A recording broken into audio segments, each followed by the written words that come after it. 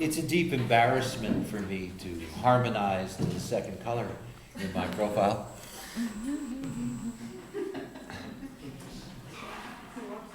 You see, the whole business about the 5 and the 6 is look where they come from.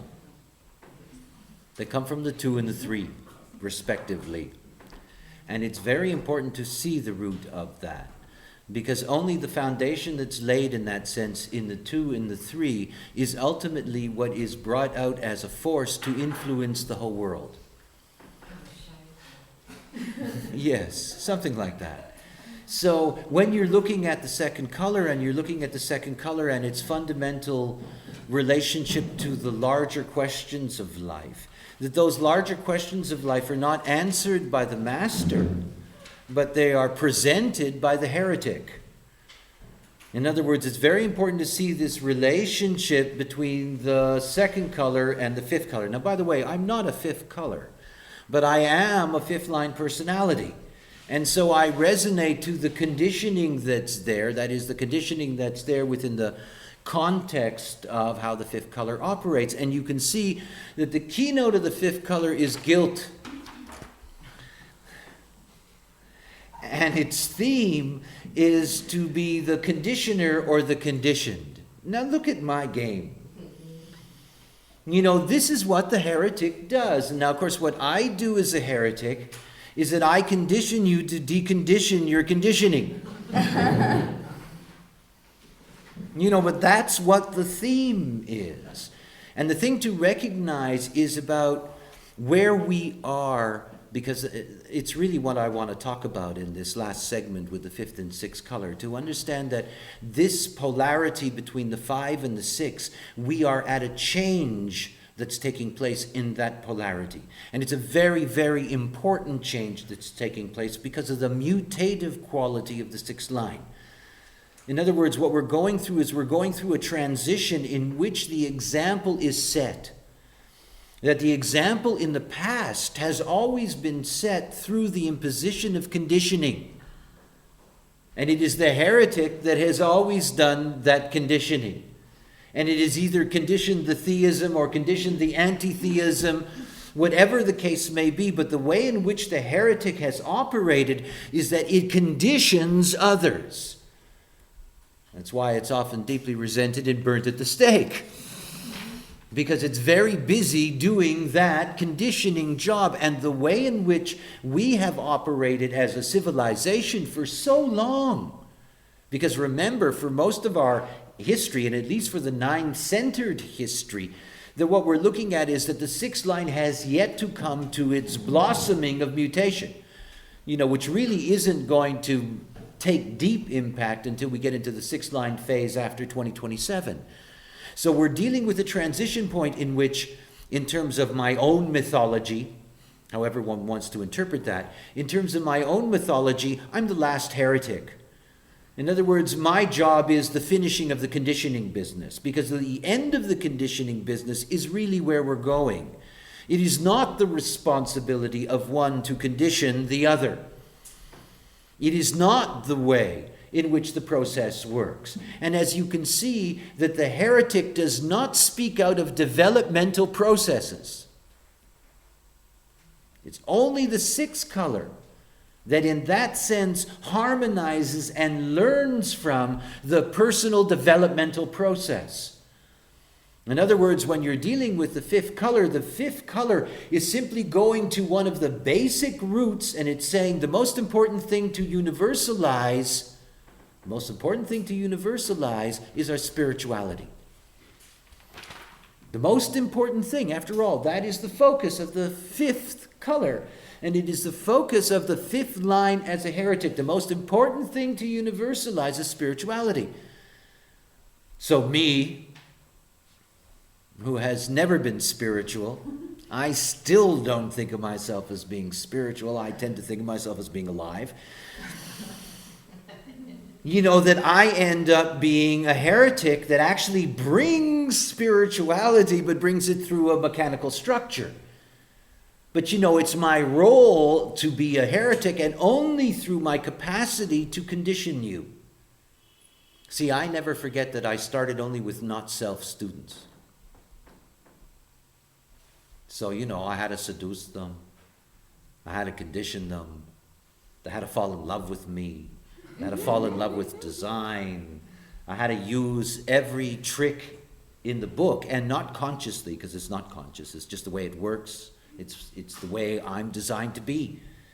And of course, this is the old way, and I got to watch all of that so clearly that what I was doing was replacing one set of conditions with another.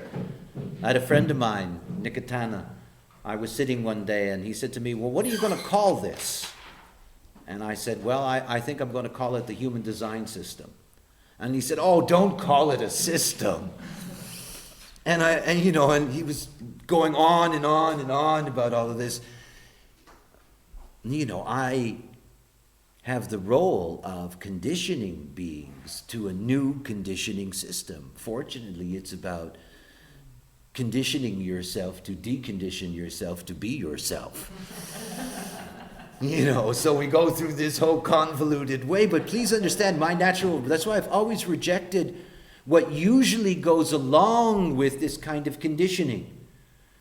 I am your guru, honor me, all of this stuff, all of that trip, everything else. Part of my process has always been, I don't want to be your conditioner. I mean, what a joke.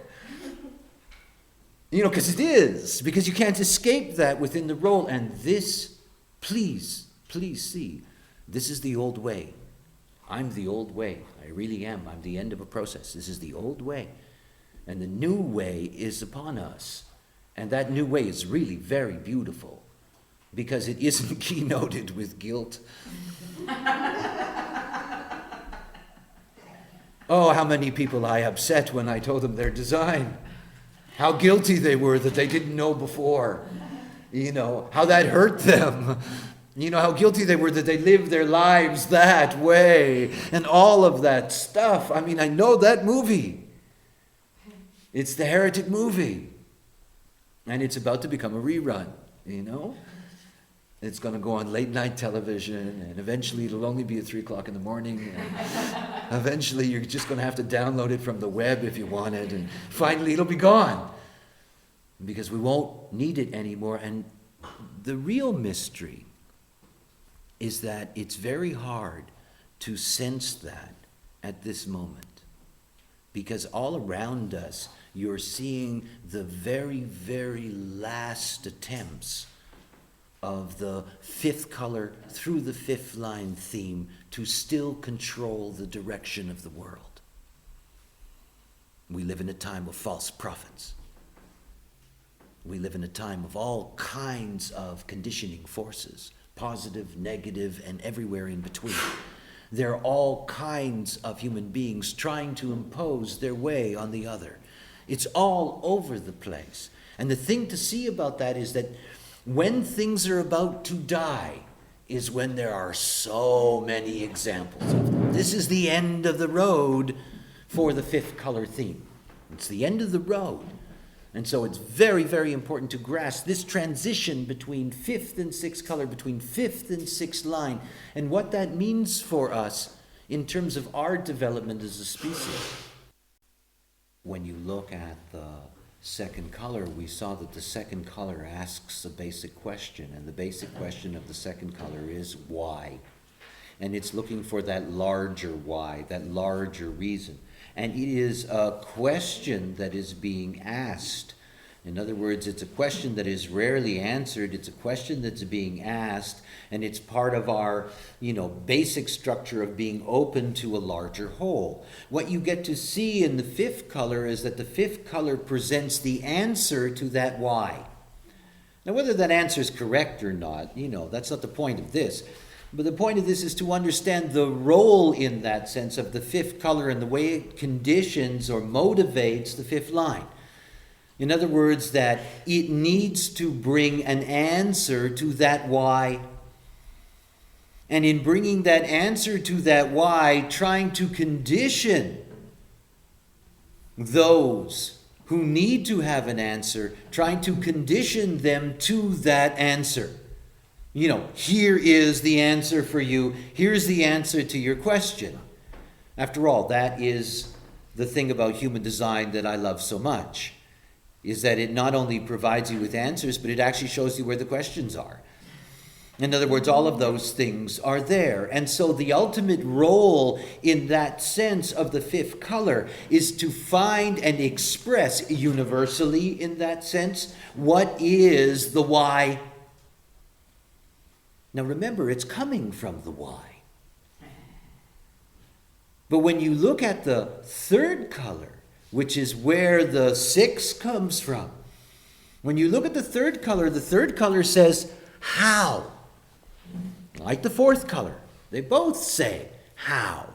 How do I get there? How do I develop? How do I grow?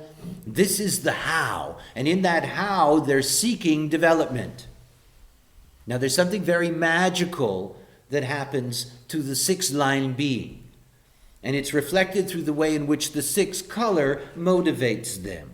We know that in this mutative phase, all 6-line beings, 6-line profiles, need to go through in their life 3 distinct stages. And that first stage is how. That's the first stage. The first stage is the resonance to the third color, 3rd-line combination. In other words, how do I develop? And when you get to the end of the 6-line process and they come off the roof, the polarity to the first phase, it's not how, it's who. You see, in the end, it is all about being complete within yourself. This is what the role model is. Complete within yourself. I will give you a taste of the future. And in giving you a taste of the future, there's something that has been taking place for many years, became popularized in recent years, in which you see that heretics, spiritual guides, change people's names. Give them new names. Change their names. One of the most interesting phenomena of 6-line people coming off the roof is that they change their own name. And they give themselves a name because they finally find out who they are. And in finding out who they are, they separate themselves from the name of their family. In other words, they stand alone with their own name. Now, if any of you live long enough, you'll see that phenomena, an extraordinary phenomena, in which people begin to name themselves. What's that? You mean in the sense of those people going through that process? Oh, yeah, absolutely. Because, of course, the whole thing about the 6-line mutation is that you finally are a role model outside of the influence and direction of others. You are your own authority. You are your own truth. And in that, names have great power. I mean, names have great power. They are great conditioning forces in our lives. I know what it's like to carry a name, and I know what that does. You know, it changes who you are. And it's very important to recognize that this is going to be one of those flavors that you'll see out there, is that you'll see these 6-line beings and they'll be coming off the roof and all of a sudden they want people to call them this or that or whatever the case may be. In other words, they will find the who. And this is the whole movement. It's our movement. It's our whole evolution. And our whole evolution is getting to the point where individual power, individual uniqueness, individual integrity, that's the only criteria. The only criteria. If everybody behaves correctly according to their truth, according to their nature, you don't need heretics. You know, you don't need conditioners. You don't need any of those things. So this is the process that we come to. So when we're here at the 6th color, this innocence, it's the innocence that's given a name. It's the child that takes its unique flavor. It is its own true self. And of course, because of the nature of how this works, all six-line beings go through this process. And they go through this process in which most of them are devastated by the how phase.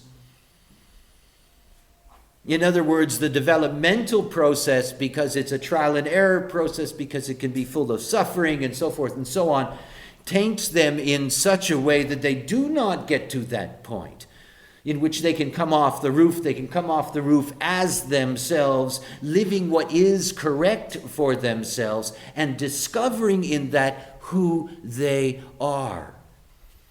Now that's the theme of my work, is to give human beings an opportunity to discover who they are. And to be able to do that is my way of providing the answer to the why. Why are we the way we are? Well, here's the mechanics of that. But the real development, and remember, the 6 is out of that third theme of development. The real development comes when each and every human being then follows their pattern, lives out the perfection of what it is to be them, to discover who they are. Because you can only discover who you are when you live out your design. There is no other way. And the moment you discover who you are, you discover something else. You're a different person. It's our process, after all, and I don't want you to confuse this with it being specific in that sense to any kind of configuration, because what I'm describing here is a much larger evolutionary process that we all have aspects of all of it within us. All these colors are within us. We meet all the colors all the time, as we meet all the lines all the time, whatever. And one of the things to recognize, it's like the nature of the fifth color and the recognition within the fifth color that the answer to everything is that everything is about being conditioned and conditioning. And everything is about being conditioned and conditioning. Now, the moment that you understand how that truly works, rather than we're being conditioned by the spirit of the west wind or, whatever those things are, when we finally get a concretized answer, in other words, when we can finally see how the conditioning, how the conditioner, how these processes actually work, it's not about staying there. If this were not my job, because this is my job now, if this wasn't my job, I wouldn't pay any attention to human design. Why should I? I'm awake. I mean, it's not like I have to pay attention to, what's there and what isn't there and this and that and blah, blah, blah, and this gate and that gate and this conditioning and that conditioning. Blah, blah, blah, blah. It doesn't matter to me. I would be totally liberated if I didn't have to do this for work, and I wouldn't think about it because I wouldn't have to think about it. And of course, that's what transcendence is. That is, transcendence is when you get to a point that you really do understand how things work. And when you understand how you work, then you can let go. And that's the whole point. And of course, what we still have on the planet now, right now, because we're at the end of this era, is that we have all of these different forces trying to claim that answer. And so everybody is caught up in all of that, the conditioners and the conditioning. The real transcendence for us is that once you get the answer, you move on. And what you move on to is innocence. Innocence. And the innocence is about the pureness of existence. Oh, it's deeply spiritual. Because it really is the recognition that everything happens. Everything happens. And that as long as you're correct within yourself, everything happens for you. It's one of the great pleasures in my life to realize that the entire Biverse is here for me. And I don't say that out of vanity. It's just a reality for me. I don't do anything and everything works. There's nothing that I do and everything gets done. All the old stuff that I read about, I live it. And I live it without being responsible for it, or directing it, or choosing it, or selecting it. It just happens to me. And that's the whole point of all of this. You see, we're at the point where we're still being satisfied by the knowledge of the answer. And constantly reproving to ourselves that that answer seems legitimate. You know, you look at your kids, you look at this, you look at your lover, you check this, you check the cross that day, you look at the energy that way, and you keep on working with the condition process.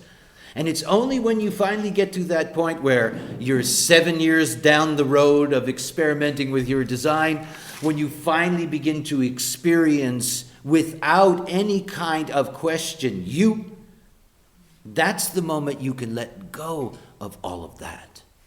And that's where we're moving. We're moving towards a global 6-line theme. Nobody's going to want to carry this stuff around. Nobody. The time of conditioners and conditioning, of heretics, nobody's going to give them any attention. That time is coming. And the demand on us is that we have beings who can enter into that phase and enter into that phase innocent, being both observer and observed. Nothing else. In other words, they're alive. That's all. I had somebody come up to me one day and said, "What's it all for?" And I said, "Oh, just to be alive." Because that's the truth. And when you finally get to the point that you have an answer, you'll discover that all you're left with is you're alive. That's it. And that's what's so special. That's what's so special. And then to see something even better than all of that. That by being alive as yourself, everything in this life is there to nurture you. Everything, no matter how it looks.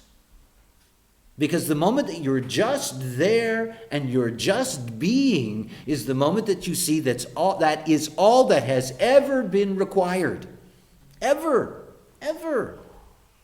That's being enlightened, awake, holy, whatever you want to call all that stuff. To me, it's being alive. And this is the magic at the end of the process, because it's not about how or why or when. It's who. It's you. And that all that matters is that you're alive and correct in that. And if we had all kinds of people on this planet who were correct within themselves, you would be astonished at the change of the vibration.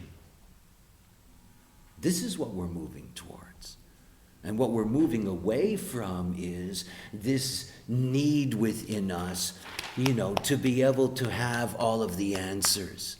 And as long as there weren't an answer available, there was no way that we were ever going to get to the 6-line phase. And of course, all of this is designed. We're living in a time now where this is the last chance.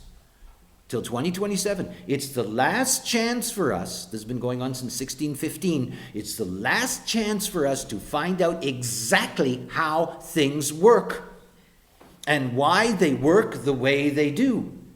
And we're going to go into a dark age like you've never seen. Different from the last one. But the next one is everybody within themselves. And everybody within themselves, this is a huge step for humanity. It's a huge step. And from 1960 to 1927, until 2027, this is the framework in which we can finally get to the information that we need to understand. And the last time, in terms of global cycles, that the 61-1 had this kind of power was 19,000 years ago in the garden. It's the last time it happened. The 61-1. So what we're living in right now in terms of a global cycle is a window of resolution. Resolution of all those questions that began at the beginning of our consciousness process. And here we are with this window. And once we get past this window, there isn't going to be this same energy in the world to solve this problem and to find out how this works and all of that's going to go away. It's going to go away overnight. But it's going to fade, and as the generation that's born still within this cycle dies off, then you are going to go in that sense, into a relative dark age. It's like all these people who think technology is just going to keep on getting more incredible. No. By 2027, the door is going to shut on that. And you know the future where you think you're going to have all these zippy machines, you're going to have 2027 machines that are styled differently in 2144. In other words, we're coming to the end of a period of incredible development, incredible understanding and grasping of things, but it will come to an end. And when it's over, it's us. It's all about us after that. And it's all about the pure existence. It's what we're here to be.